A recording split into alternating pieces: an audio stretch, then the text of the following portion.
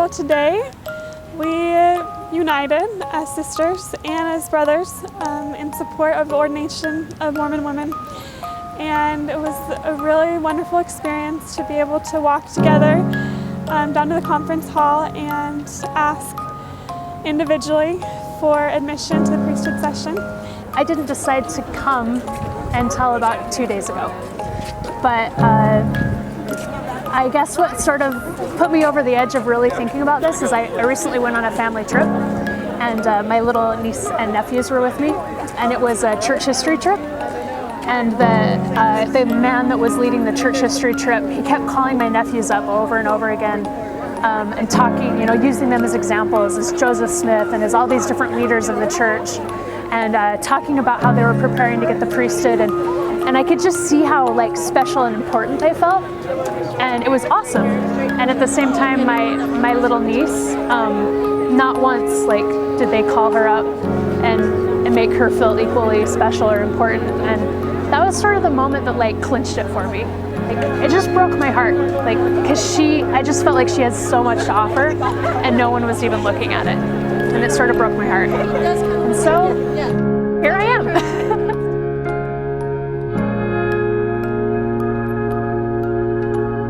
There are people here who have been fighting the fight for decades. As you might notice, I'm quite a lot older than most of the young women who are here. And I've been raising these issues for over 30 years. Someone approached me and said, we're going to do something for women. Do you want to be a part of it? And I said, absolutely. And so then I heard about that we were going to go to conference and try to get in the priesthood session. And I said, I'm all over that. It was actually honestly really hard to get here today. I live in the Avenues, and it was a big leap of courage to get here, but it has become really real.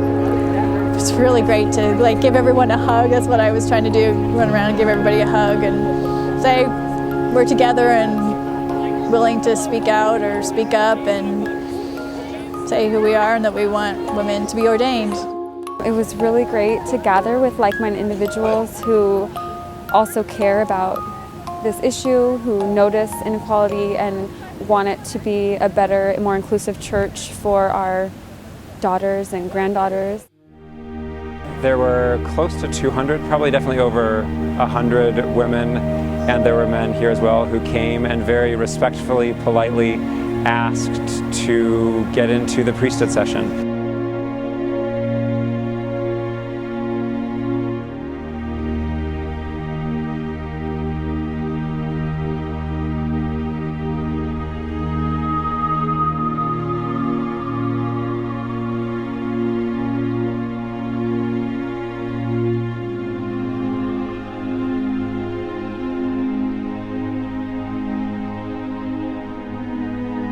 We went to the priesthood session. We tried to request tickets beforehand. We weren't given tickets, so we tried to stand in the standby line. And I went up to the door and I said, I'm a faithful Mormon woman. I understand that men of any religion with absolutely no investment in Mormonism are permitted to attend, and I would like to attend as a Mormon woman.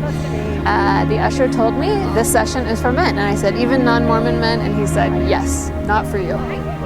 Yeah, it was a different experience being individually told, no, because you're not a man, you're not allowed to enter. And it was kind of oh, wow.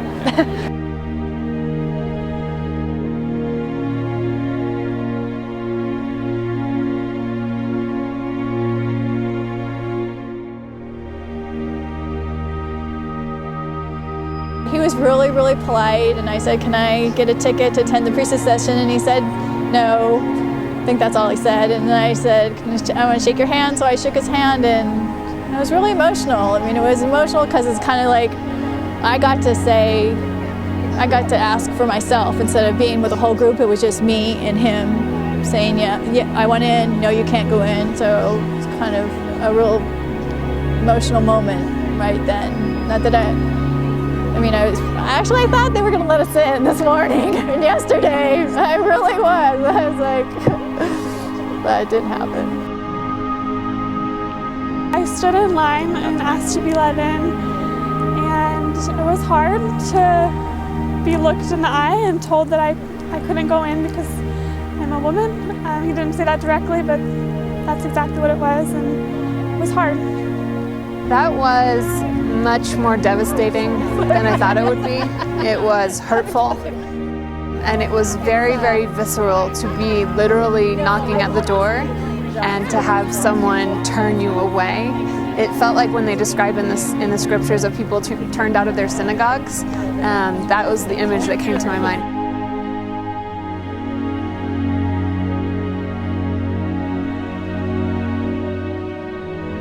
I guess it was a little bitter, going up in a line and asking to be admitted and being told only men are allowed in priesthood session.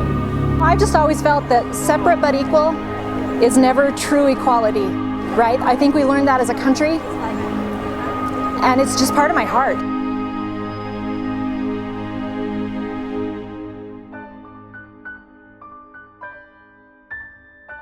It's just difficult to think about now that we were all rejected just based on our gender, because they allow men who don't have the priesthood, men who are investigating the church, to be invited in.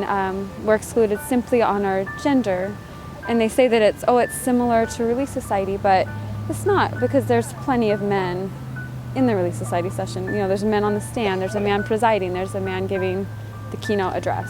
So, what exact reason is there that women aren't allowed to attend for the priesthood session? So it'll make people think, and I think that's really productive. It's a group of incredibly thoughtful women who have a great love for truth and for God, and are doing their best to advocate for their truth.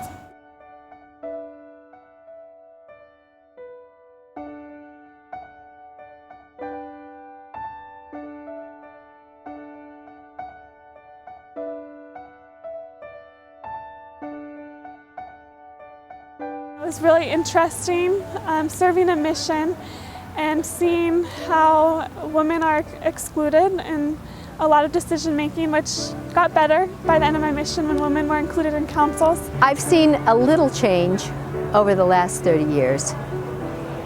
And I've seen a lot of people changing in the last 10 years. I haven't seen a lot of institutional change, but I've seen some.